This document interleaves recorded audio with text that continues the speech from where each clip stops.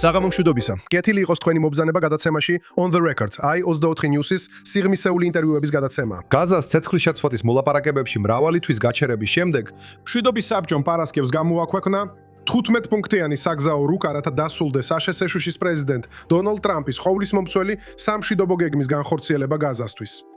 გზამკვლევის მიხედვით გაზას ადმინისტრირების ეროვნული კომიტეტი შევა სექტორში და საკუთარ პასუხისმგებლობებს გადაიბარებს ჰამასისგან. და საერთაშორისო სტაბილიზაციის ძალა განთავსდება უსაფრთხოების უზრუნველსაყოფად, პალესტინელი პოლიციის მოსამზადებლად, ჰუმანიტარული დახმარების განაწილების ზედამხედველობისთვის და გარდამავალი პროცესის მხარდასაჭერად. გზამკვლევი ასევე მოითხოვს, რომ ჰამასმა და ისრაელმა დაუყოვნებლივ შეწყვიტონ ყველა სამხედრო ოპერაცია და ჰამასის შეიარაღების გაუნებელყოფას. რაც თავდაპირველად დაკავშირებული იყო ისრაელის ძალების ეტაპობრივ გამოყვანასთან ღაზადან, მაგრამ ეხლა როგორც ჩანს, ისრაელის თავდაცვის ძალების გამოყვანის წინაპირობაა და არა პარალელური პროცესი. ესე იგი, ეს ხომ არ არის ჰამასის დასასრულის დასაწყისი როგორც სამხედრო საფრთხის, როგორც ისრაელებისთვის, ასევე ღაზელებისთვის. თუ ჰამასი მოახერხებს, როგორც ხშირად ახასიათებს, შეთანხმების გვერდისავლით, განიარაღების თავიდან აცილებას და კვლავაც დარჩება დომინანტურ შეიარაღებულ ძალად ღაზაში, ამ ყველაფრის გასაშიფრად სასიამოვნოა, რომ ჩვენს გადაცემაში კვლავ გვყავს აჰმად ფუად ალ-ხატიბი.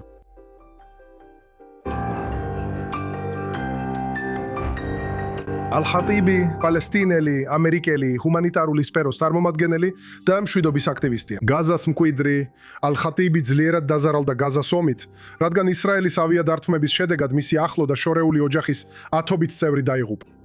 ის ასევე უფროსი მკვლევარია ატლანტიკური საბჭოში, სადაც ხელმძღვანელობს პროექტს Realeged for Palestine. აჰმად, დიდი მადლობა, რომ კვლავ დაბრუნდი ჩვენს გადაცემაში.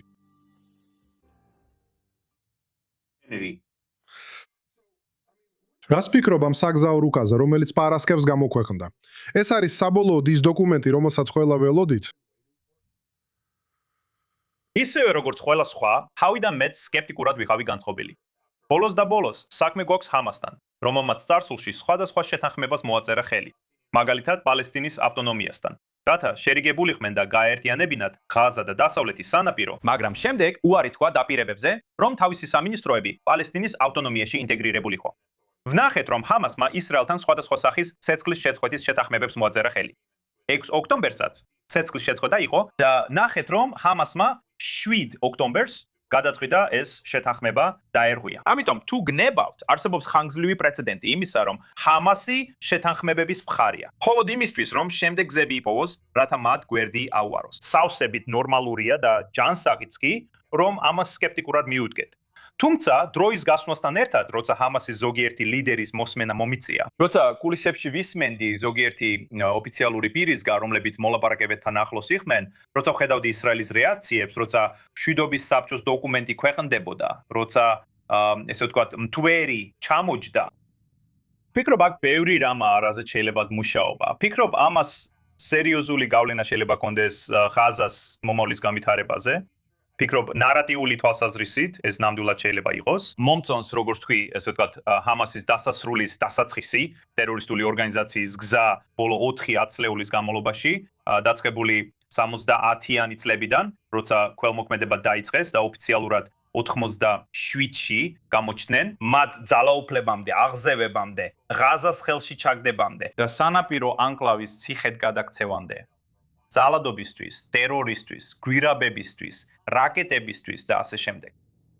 მე ფიქრობ, ეს შეიძლება მართლაც იყოს ჰამასის ისტორიის საბოლოო ეპიზოდი და ამასთან ერთად შეიარაღებული წინააღმდეგობის ნარატივის შესაძლო გაუქმება. მიუხედავად იმისა, რომ არსებობს კითხვები თანმიმდევრობის შესახებ, კითხვები გადამოწმების შესახებ, კითხვები ტექნოკრატიული კომიტეტის შესაძლებლობებისა და უნარების შესახებ, საერთაშორისო სტაბილიზაციის ძალის შესახებ, გაზის ახალი პოლიციის ძალასთან დაკავშირებით კითხვები ჩნდება, შეძლებენ კი ისინი ამას ნამდვილად. ამიტომ აქ ბევრი რამ არის დასაშლელი და გასაანალიზებელი, მაგრამ მე სინამდვილეში პირველად ბევრ თვეში ოპტიმისტურად ვარ განწყობილი. მოდით დავყოთ ის საკითხი, რომელიც თქვენ წამოჭერით, თანმიმდევრობის საკითხი.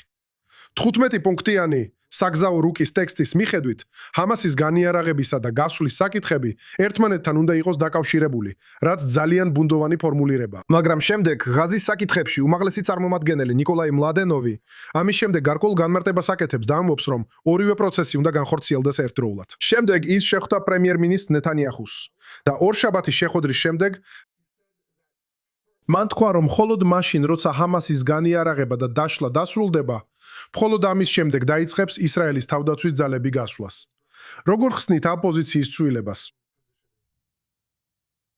კარგი, ვფიქრობ, ერთი მხრივ არის სასუთარკვეთილი მცდელობა, რომ წინ აღუდგნენ პრემიერ-მინისტრი ნეთანიაჰუსა და ამჟამინდელი მთავრობის ნებისმიერ მცდელობას, რომლებიც ოქტომბერში ისრაელში მნიშვნელოვან არჩევნებს უახლოვდებიან. იმისათვის, რომ წინ აღუდგნენ ამ მცდელობებს, რომელთაც შეიძლება შეთანხმებიდან გასვლა მოხდეს. არსებობს გარკვეული მოსაზრებები, რომ ისრაელის მთავრობა რეალურად მზად არ იყო იმისთვის, რომ ჰამასი სერიოზულად დათანხმდებოდა დემილიტარიზაციასა და განიარაღებას. და შესაბამისად, არსებობს გარკვეული გაურკვევლობა იმასთან დაკავშირებით, თუ როგორ უნდა გაგრძელდეს მოქმედება. ეს ერთი მხარეა. მეორე მხრივ და ამას ვამბობ როგორც გარედამკვირვებელი თუ გნებავთ და ნაკლებად როგორც ხაზელი, რომელსაც უშუალოდ ეხება ეს საკითხი. ვილაც შეიძლება თქვას. სულიად გასაგებია, რომ ისრაელს შეიძლება გაუჭირდეს ჰამასის ნდობა, რომ ისინი უარს იტყვიან ტაქტიკულ უპირატესობაზე. ბოლო პერიოდში, იცით, ბოლო 10 თვეა, რაც ცეცხლის შეწყვეტა გამოცხადდა, მაგრამ ასევე 7 ოქტომბრის შემდეგაც.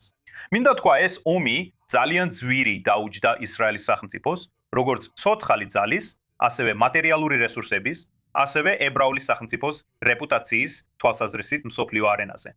და ამიტომ გაზას კონტროლზე უარის თმა, რაც ამ ეტაპზე ერთადერთი რამაა, რაზეც პრემიერ-მინისტრი ბენიამინ ნეთანიაჰუ შეიძლება მიუთითოს, როგორც გზა, რომ ჰამასი თავიდან არ გაძლიერდეს. თავიდან აიცილოს კიდევ ერთი 7 ოქტომბრის მსგავსი თავდასხმა და უზრუნველყოს, რომ გაზა აღარ იქნება უსაფრთხოების საფრთხე. ვერც ის და ვერც ისრაელის მომავალი პრემიერ-მინისტრი ამას ვერ შეძლებს. მიუხედავად იმისა, რა სიტყვებსაც ისინი იყენებენ საარჩევნო მიზნებისთვის, მათ ნამდვილად ვერ შეძლებენ გაზაზე კონტროლის დატოვებას გადამოცმებადი და ხელშესახები შედეგების გარეშე. რაღაც ისეთი, რაც მხიმე იარაღს მხოლოდ მძიმე იარაღს ხსდება. განიარაღება დაიწყო მძიმე იარაღზე, ნაღმხორცნებსა და რაკეტებზე საუბრით. ხელკუმბარები. მაგრამ რეალურად ჰამას მხოლოდ RPG-ები აქვს. ჰამას მხოლოდ რამდენიმე ასეული ასეთი დარჩა. მძიმე იარაღის მთავარი მახასიათებელი გვირაბებია, რომლებიც ჰამასის წყაროების მიხედვით სავარაუდოდ გვირაბების უმეტესობას წარმოადგენს. ისინი მდებარეობს ისრაელის კონტროლირებად ღაზას ნაწილებში. თითქმის 70% ყვითელი ხაზის მიღმა. ასე რომ ეს მნიშვნელოვანია. მაგრამ ასევე გავიხსენოთ, ჰამასმა გამოიყენა, 7 ოქტომბერს დაღუპულთა უმეტესობა მსუბუქი იარაღით იყო გამოწვეული. ესენია AK-47-ები, M16-ები და ასე შემდეგ. და ჰამას მხოლოდ მსუბუქი იარაღი სჭირდება ღაზაში მოსახლეობის კონტროლისთვის, მმართველობისთვის, ბატონობისთვის, პოლიტიკის მიმართულების განსაზღვრისთვის. ესე რომ ასევე გააცნობიერეს, რომ მხოლოდ მძიმე იარაღზე უარის თქმის ვალდებულება საკმარისი არ არის. ჰამასმა სრულად უნდა განაიარაღდეს. და შემდეგ მესამე და მე ვფიქრობდი, რომ ეს მართლაც ძალიან მნიშვნელოვანი და კრიტიკულია.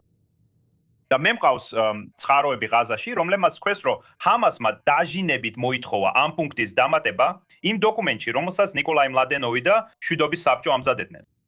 ისრაელის სამხედროებმა და შინბეტმა წარმოადგინეს ღაზაში არსებული ოჯახების, კლანებისაბისა და ტომების, ჰამულების სია, რომლებიც ასევე უნდა განიარაღდნენ. ეს ინიციატივა დიდი მხარდაჭერით მიიღეს და ღაზას მოსახლეობის უმრავლესობამ მას ძალიან დადებითად შეხედა, რადგან ჰამასისა და ისლამური ჯიჰადის განიარაღება შეუძლებელია, რომლებიც თითქოს ამ ინიციატივასაც შეუერთდნენ. და დატოვო ეს ძლიერი კლანები, ეს ტომები, თავიანთი არსენალებით, რომ ტერორი მოუწყონ ხალხს, შექმნა თავიანთი მილიციები და ბანდები და მე ვფიქრობდი, რომ ეს ძალიან გონიერი მიდგომა იყო სიტუაციის გასათანაბრებლად. ასე რომ ჰამას ეშინია ამ კლანების, ამ ოჯახების, რადგან თუ ჰამასი განიარაღდება, ამ ოჯახებს ყველას აქვთ ძველი შურისძიება და ანგარიშსწორება ტერორისტული ჯგუფის მიმართ. ასე რომ ვფიქრობ, ნიკოლაი მლადენოვის მიერ გაკეთებული ეს განმარტება, ეს ცვლილება, ამან რეალურად გაამყარა შეთანხმება. ეს გახადა. ამან შეთანხმება ისრაელის პროტესტის მიმართ უფრო მდგრადი გახადა. ამან გაამყარა ის ადგილობრივი ელემენტების წინააღმდეგ, რომლებიც შეიძლება საფრთხეს უქმნიდნენ ღაზას მომავალს, ანუ ჰამულებს, კლანებსა და ტომებს. და ამავდროულად ეს იმასაც ნიშნავდა, რომ ისრაელი არ აპირებს დათმოს ის, რისთვისაც მძიმე ფასი გადაიხადა. ტაქტიკურად, სტრატეგიულად და საზოგადოებასთან ურთიერთობის კუთხით. მტკიცე მიღწევების გარეშე, როგორიცაა სუბუქი და მძიმე იარაღის განიარაღება. ამაზე ორი კომენტარი მაქვს. პირველი, ჩემი გაგებით ღაზაში არსებული წყაროების მიხედვით, ჰამასი ცდილობს ეს იარაღი სხვადასხვა კლანებისგან შეიძინოს ღაზაში, რათა შეინარჩუნოს ან დამალოს ეს იარაღი. ასევე ჰამასი ამბობს, რომ არა, ჩვენ არ დავთანხმებია განიარაღებაზე, ან ჩვენი იარაღის გამოყენებიდან ამოღებაზე, ჩვენ დავთანხმდით, რომ ისინი პალესტინური ორგანოს ზედამხედველობით შეინახონ. ასე რომ ფაქტობრივად ისინი საწყობში იქნება კარისა და ბოკლომის უკან. და ნებისმიერ მომენტში მათ შეუძლიათ გადაწყვიტონ შეიჭრან იმ საწყობში თუ ასე მოისურვებენ. მაგრამ რაც უფრო მაინტერესებს, ეს არის ის, რომ უკვე დაახლოებით 10 თვეა რაც ეს ცეცხლის შეწყვეტა გრძელდება. რა შეიცვალა? რამ აიძულა ჰამასი საბოლოოდ დათანხმებულიყო ამ საგზაო რუკას, რომელიც ძირითადად ეფუძნება გაეროს უშიშროების საბჭოს რეზოლუციას, რომელიც ახალი არ არის. მაშ რა შეიცვალა ჰამასის ხედვაში, რომ საბოლოოდ დათანხმდნენ? სწრაფად ორიოდე კომენტარი ამაზე. კიდევ ერთი რამ რაც მომისმენია, არის ის, რომ ჰამასიც ცდილობს, იმიტომ რომ საწყის განცხადებაში ეწერა, რომ მცირე ცეცხლსასროლი იარაღი დარეგულირდება ახალი მექანიზმით, რომელსაც ტექნოკრატიული კომიტეტი NCCAG დააწესებს. ამიტომ ჰამასი რეალურად იღებდა ამ მცირე ცეცხლსასროლ იარაღს თავისი არსენალიდან და გადასცემდა თავის წევრებს. და ამბობდა, დაიტოვეთ ეს იარაღი და უბრალოდ გააკეთეთ ისე, თითქოს თქვენ გეკუთვნით. და სცადეთ დაარეგისტრიროთ NCCAG-ში, ესე დაიცავთ საკუთარ თავს როგორც წევრები. მაგრამ ასევე იმისთვის, რომ მომავალში ჩვენ კვლავ შევძლოთ გაერთიანება. იცით, ამ რეგისტრირებული იარაღების გამოყენებით. ამიტომაც არის ნაწილობრივ, რომ მშვიდობის საბჭომ და პრემიერ-მინისტრმა ბენიამინ ნეთანიაჰუმ, როცა ნიკოლაი მლადენოვს შეხვდა, დაჟინებით განაცხადეს, რომ ისრაელი არ გაიყვანს ჯარს, სანამ სუბუქი იარაღის საკითხი წარმოგვარდება. იმ თამაშებისა და მანევრების თავიდან ასაცილებლად, რაზეც მე და შენ საუბრობდით და რაც ყველას ესმის, ვისაც ოდნა მაინც შეუძლია აზროვნება. ჰამასმა შეიძლება სცადოს ამის გაკეთება. ასე რომ, ეს ერთმხარისაა. მეორე საკითხი ძალიან მნიშვნელოვანია. მადლობელი ვარ, რომ ეს დამოწიე, იარაღის შენახვის საკითხი. ამიტომ ძალიან მნიშვნელოვანია აღვნიშნოთ, რომ ეს შეთანხმება იმდენად რამდენადაც საბოლოოდ ეს ჰამასისთვის დანებების ერთგვარი ფორმა და დამარცხების აღიარება. ჰამასისთვის დიდი ხნის განმავლობაში მათი იარაღი წითელი ხაზი იყო. მხოლოდ რიტორიკა, ენა, ომის დროს არაფერს თმობდნენ, არ ნებდებოდნენ. მაგრამ მოდი პირდაპირ თქვათ სიმართლე, ეს ნამდვილად დასასრულია. გულისხმობ, თუ ეს განხორციელდა ისე, როგორ შემოთავაზებულია, ეს ჰამასის დანებებაა. ეს არის უარის თმა. სულ ვიმეორებ მეტაფორას. ზეთის ხილის გარეშე არ არსებობს. ჰამასი იარაღის გარეშე არ არსებობს. მაშ რატომ დათანხმდნენ? და რატომ დათანხმდნენ? მაგრამ უბრალოდ რომ დავასრულა აზრი ძალიან სწრაფად ისენი. შეთანხმება ისე ჩამოყალიბდა, რომ სახე შეენარჩუნებინათ, აქ ჩაერთნენ კატარის, ეგვიპტის და ამის წარმომადგენლები, რომლებიც მშვიდობის საბჭო ტრამპის ადმინისტრაციასთან ერთად მუშაობდნენ. რომ ეთქვათ, კარგი, ჩვენ არ ვაპირებთ ხაზგასმას, რომ ეს სრული მარცხი იქნება. ჩვენ გამოვიყენებთ ისეთ სიტყვებს, როგორიცაა შენახვა. ჩვენ გამოვიყენებთ, რომ დაგაზოგოთ ის დამცირება, რომ იარაღი ისრაელელებისთვის უნდა ჩააბარო. ჩვენ გთხოვთ, რომ ისინი პალესტინურ სტრუქტურას გადასცეთ, NCA-ს და მათ პოლიციას შესანახად. მაგრამ მე მსმენია, რომ ისინი ან გადადნებიან, ან დაიჭრებიან. მაგრამ ასევე, მაგალითად, ისრაელელებმა როგორღაც მოახერხეს და რაღაცა მოკლე ჩართვა მოხდა იმ საცავერში. გულისხმობ იდეა, რომ უბრალოდ გაზაში იარაღით სავსე საწყობი გექნება და ისრაელი უბრალოდ დაჯდება და დაელოდება ჰამასს. გულისხმობ, ეს აბსურდია. ყველა მიცის, რომ ეს არ მოხდება. ეს იარაღები გაზადან გაიტანება და ფოლადად გადადნება. ასე რომ, უბრალოდ მე ეს უნდა გავიგოთ, როგორც გზა, რომ ჰამას რბილი გამოსავალი მისცენ. ეს ყოველ შემთხვევაში ალ-ჯაზირას წინაშე და მთელი მსოფლიოს მლიქვნელებისა და პალესტინის მხარდამჭერი მოძრაობის წინაშე, რომ თქვან ჩვენ ბოლომდე არ დავნებდით. ჩვენ ვართ, ჩვენი იარაღი უსაფრთხოდ ინახება. რატო ეხლა? ანუ თუ შეხედავთ, მოდი რეგიონიდან დავიწყოთ. ირანის ისლამური რესპუბლიკა, მიუხედავად იმისა, რომ ისინი სრულად არ ჩამოშლილა, მაგრამ ძალიან ძიმე მდგომარეობაში არიან. ლიბანში ჰეზბოლა საკუთარ ჭაობშია გაჭედილი. ხატარელებს არ შეუძლიათ თავიანთი თხევადი ბუნებრივი გაზის ექსპორტი ჰორმუზის სრუტის გავლით. ისინი ფაქტობრივად მთლიანად მოწყვეტილნი არიან გლობალურ ეკონომიკაზე. მათ აღარ შეუძლიათ მილიარდობით დოლარის გადარიცხვა ჰამასისთვის გაზაში. თურქებმა ახლახან მიიღეს F-35. ისინი ცდილობენ დაახლოებას ნატოსთან, ტრამპის ადმინისტრაციასთან. მათ სურთ გაყიდონ რუსეთიდან მიღებული S-400-ები. არაბთა გაერთიანებულ საამიროებზე. რეგიონში დინამიკა იცვლება. ეგვიპტელები დაიღალნენ იმით, რომ ღაზა მუდმივად არასტაბილური ფრონტია. პალესტინის ადმინისტრაციას დაშლის საფრთხე ემუქრება. წინ არჩევნებია. რომელ კუთხითაც არ უნდა შეხედო. რეგიონული თვალსაზრისით. ეს რეგიონი ძალიან განსხვავებულია 2023 წლის რეგიონისგან. წინააღმდეგობის ღერძი, ან თუნდაც სუნიტური ღერძის იდეა, რომელსაც თურქეთი, ყატარი და გარკვეულწილად საუდი, ან უფრო ნაკლებად საუდი, პაკისტანი ან ეგვიპტე შეიძლება ამაში მონაწილეობდნენ. შემდეგ თავად ღაზაში ჩაუხმავდებით. სულაც არ ყოფილა პროგრესი. ანუ ჰამასი რეალურად ზოგი ადამიანი ჰამასის ლიდერების მიზანში ამოღება, როგორც ზაიდინე ალ-ჰადადი და სხვა ცნობილი სახეები, ანუ ძველი თაობის ბოლო ნარჩენები, 7 ოქტომბრამდე არსებული ალ-ყასამის ბრიგადების თაობა ჰამასის ხელმძღვანელობა. ის მებრძოლები, რომლებმაც 7 ოქტომბრის თავდასხმა განახორციელეს, რომლებიც ინფრასტრუქტურის შექმნაში მონაწილეობდნენ. ჰამასის ინფრასტრუქტურა და უფროსი თუ საშუალო რგოლის მეთაურების შემადგენლობა განადგურებულია. ყველა სინვარი, მისი ძმა და სხვები. ასე რომ მათი სამხედრო ეს ჩვენ ვისმენთ, რომ ჰამასი მოზარდ ბიჭებს რეკრუტირებს. ისინი ვერც კი ასწავლიან ამ ბავშვებს სროლას, იმიტომ რომ უბრალოდ არ არსებობს სასროლეთები. არ არის ისეთი ადგილები, სადაც მათ შეუძლიათ თავიანთი აკებით სროლა. ისინი ვეღარ ასწავლიან მათ მანევრირებას ისე როგორც 7 ოქტომბრამდე, თორემ ისრაელი მათ დაარტყამს. და მეორე, ჰამას ღაზაში ძალიან შეზღუდული იარაღის არსენალი აქვს. ისინი ვერ ახერხებენ ეგვიპტის გავლით კონტრაბანდულად შემოტანას. ვერ ავსებენ მარაგებს. მათ შეძლეს დარკვეული თვითნაკეთი ასაფეთქებლების შეებლების შევსება ისრაელის აუფეთქებელი საბრძოლო მასალებიდან. მათ გამოიყენეს ზოგიერთი მავთული და მილებით დანგრეული სახლებიდან, რათა გაეკეთებინათ ელემენტარული, თომგესმით, რაკეტის მილები და თვითნაკეთი ასაფეთქებლების მავთულები და ასე შემდეგ. მაგრამ ჩვენ საუბრობ შემცირებულ მარაგზე, რომლის მიზანში ამოღებაც ისრაელმა ზავის გამოცხადების შემდეგაც არ შეწყვიტა. ასე რომ არ არსებობს სარდლობის სტრუქტურა.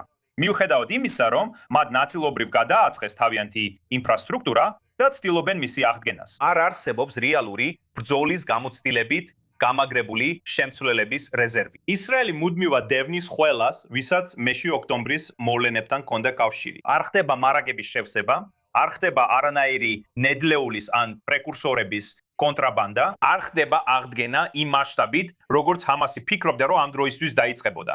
როცა 100 მილიონი დოლარი შემოვიდოდა და ჯგუფი გზებს იპოვიდა, რომ თანხები მიეთვისებინა და აღედგინა. ასე რომ მათ აღარ დარჩა დარჩევანი. და ბოლოს ამით დავასრულებ. და სწორედ აქ ვისურვები, რომ უფრო მეტი ისრაელელი, პროისრაელური საზოგადოება, სიონისტები როგორც გინდათ, ებრაული საზოგადოება, ნაკლებად სკეპტიკურად იყოს განწყობილი. და სინამდვილეში მერწმუნეთ, როცა ამას უკვე 2 წელია ვამბობ, რომ ღაზას მოსახლეობის უმრავლესობა ჰამასის წინააღმდეგია.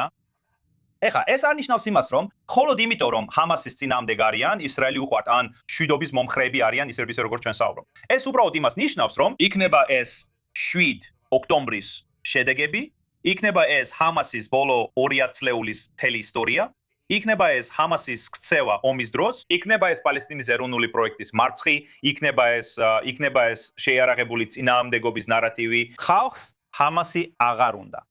და ჰამასი ციცის, რომ მხოლოდ მისი იარაღია მიზეზი, რის გამოც ის მართავს და შეუძლია ხელისუფლებაში ყოფნა. და ამიტომ ისინი ხედავენ ზემოთ აღნიშნულის მთლიანობას. და ისინი ფიქრობენ, რომ ამას ვერ შეძლებენ. მათ არანაირი პერსპექტივა არ აქვს. ამ დროს ფიქრობ, რომ ისინი იძულებულნი იყვნენ დაეთანხმონ ამ შეთანხმებას. ნახე, რასაც აღწერე, ძირითადად ნიშნავს, რომ ჰამასი თავის არსებობის მიზეზზე უარს ამბობს. არ ვარ დარწმუნებული, რომ ისინი ასე მშვიდად უბრძოლველად დანებდებიან. მაგრამ მინდა ცოტა ხნით გავცდეთ ღაზას, სანამ ფოტოების სეგმენტზე გადავიდოდეთ. რადგან გასულ თვეში პალესტინის ავტონომიის პრეზიდენტმა მაჰმუდ აბასმა განაცხადა, რომ ამ წლის ნოემბერში საკანონმდებლო არჩევნები ჩატარდება. შემდეგ წელს კი პირველად ბოლო 20 წლის განმავლობაში საპრეზიდენტო არჩევნები გაიმართება. ახლა აქ უკვე ვყოფილ ვართ, როცა პალესტინური არჩევნების გამოცხადება მომხდარა. რამდენად რეალურად მიგაჩნიათ ამ პროცესის განხორციელება და ასრულებს თუ არა პალესტინის ადმინისტრაცია ყველა იმ რეფორმას, რომელიც საჭიროა იმისათვის, რომ საერთაშორისო საზოგადოების მხრიდან კვლავ მიიღოს ლეგიტიმაცია. ვიცი, რომ ეს დიდი კითხვაა, მაგრამ თუ შეგიძლიათ მოკლედ უპასუხეთ. რა თქმა უნდა, ვფიქრობ კატასტროფული იქნება თუ ვეცდებით რაიმე არჩევნების ჩატარებას, განსაკუთრებით ეროვნულ დონეზე. თუ გსურთ ადგილობრივი არჩევნების ჩატარება დასავლეთ სანაპიროს ზოგიერთ ნაწილში, ეს მისაღებია. პალესტინის ტერიტორიებზე პოლიტიკური ცხოვრება არ არსებობს. თუნდაც დასავლეთ სანაპიროზე, როგორც ჩემმა ერთმა კარმა მეგობარმა ახლახან აღნიშნა, ვისაუბრებოდი მას ვაშინგტონში. პალესტინურ პოლიტიკას ადგილი არ აქვს. არსებობს მხოლოდ სასახლის პოლიტიკა, ხო ესეა? პრეზიდენტმა მაჰმუდ აბასმა და მისმა უახლოესმა წრემ შიგნიდან გამოაცალეს შინაარსი პალესტინის ინსტიტუტები, ფათაჰი და პალესტინის განმათავისუფლებელი ორგანიზაცია. ამიტომ ვფიქრობ, სანამ არჩევნებამდე მიხვალთ, არჩევნები ეხება საზოგადოებრივ ინფრასტრუქტურას. არჩევნები ეხება თავისუფალ მედიას. ეს ეხება სიტყვის თავისუფლებას. ეს ეხება იმას, რომ ადამიანებს ჰქონდეთ თავიანთი ძირითადი საჭიროებები დაკმაყოფილებული მასლოუს იერარქიაში, სანამ იქამდე მიხვალთ. და ასევე არჩევნები ასე მალე ჰამასის შემდეგ, ანუ იმ დროისთვის, ვინც ის განიარაღების პროცესი დასრულებული იქნება თუ არა. ვფიქრობ ეს შეცდომაა, რადგან შეიძლება სწორედ ჰამასი სწორედ ამას ელოდებოდეს. არჩევნები, სადაც ჰამასი ან სხვა რომელიმე მონაწილე სრულად არ აღიარებს ისრაელს და ძალადობაზე უარს არ ამბობს, კატასტროფა იქნება. ბოლოს ვფიქრობ, არჩევნები ღაზაში ან პალესტინის ტერიტორიებზე პოლიტიკური ცხოვრების შექმნის გარეშე, რომელიც არ იქნება დაყოფილი ფრაქციებად, არასწორია. ამჟამად ნებისმიერ ადამიანს, ვინც კენჭისყრაში მონაწილეობას მოისურვებს, უნდა ეკუთვნოდეს რომელიმე ფრაქციას, მაგალითად ჰამას, ფათას, პალესტინურ ისლამურ ჯიჰადს, ამ ჯგუფს იმ ჯგუფს. არ არსებობს პროფესიონალი, დამოუკიდებელი პალესტინელები, რომლებსაც შეუძლიათ იხარონ კენჭის შექმნან თავიანთი პარტიები, თუ გნებავთ. ამიტომ ვფიქრობ, რომ ჯერ აქ უნდა ვიხოთ, სანამ ამას მივადგებით. ლეგიტიმაციას არჩევნებიდან ვერ მიიღენ. ის მოდის სოციალური ცვლილებიდან, რომელიც არჩევნებამდე მიდის და არა პირიქით.